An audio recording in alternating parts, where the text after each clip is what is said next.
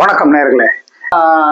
திரு TVK உடைய தலைவர் விஜய் அவர்களை பற்றி தான்.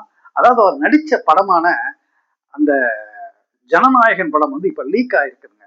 ஜனநாயகன் படம் லீக்ல பாத்தீங்கன்னா மிகப்பெரிய தவறு நடந்துக்குது. இது அவங்க வெளியிட்டாங்க, திமுக காரங்க வெளியிட்டாங்க, பிஜேபி வெளியிட்டுடுச்சு, சென்சார் போர்டு வெளியிட்டுடுச்சு அப்படின்னு இல்லாத குற்றங்களை வந்து இந்த ஆதவ ஒர்ஜினான் 10 பைசாக்கு பிரயோஜனம் இல்லாத ஒருத்தன், முந்தா நாள் வரைக்கும் அவன் யாருன்னே தெரியாதவன் வந்து பல ஆட்கள் மேலெல்லாம் குற்றம் சொல்லிட்டு தெரியுறான்.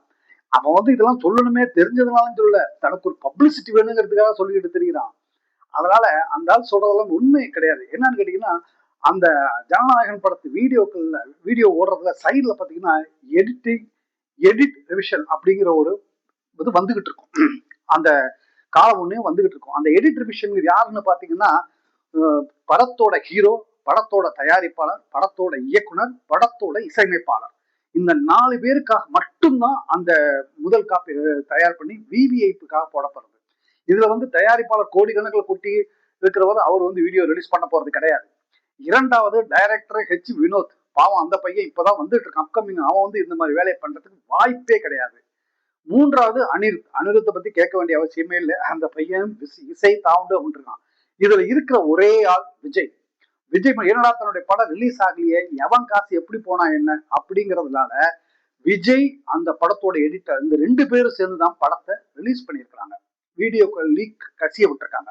இதுல இன்னொன்னு என்னன்னு கேட்டீங்கன்னா, அந்த படத்தை பாத்தீங்கன்னா இப்ப இருக்கிற ஆட்சியாளர்களை வந்து பயங்கரமா தாக்கி, ஏகப்பட்ட விஷயங்களை தாக்கி படம் எடுத்துக்கிறாங்க. இந்த விஷயம் தேர்தலுக்கு முன்பு ரிலீஸ் ஆனா மக்கள் தனக்கு ஓட்டு போடுவாங்க உங்க நப்பாசையில தான் அந்த படத்தை எடுத்துக்காங்க. அப்கோர்ஸ் இந்த படம் ரிலீஸ் ஆகல. பிஜேபி கவர்மெண்ட்டையும் தாக்கி இருக்காங்க. அது 1-2 சீன்கள் தான். இப்படி தாக்குனது பிரயோஜனம் இல்லாம போயிருமோ ஆப்டர் தேர்தலுக்கு அப்புறம் அப்படிங்கிறதுனாலதான் இப்ப உடனே அவர் வந்து லீக் பண்ணியிருக்கிறார்.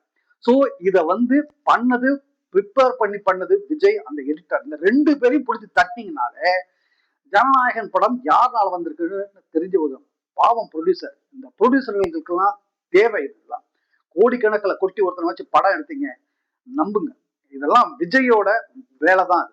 தயவு செய்து நீங்கள் எல்லாம் புரிஞ்சுக்கணும். நன்றி.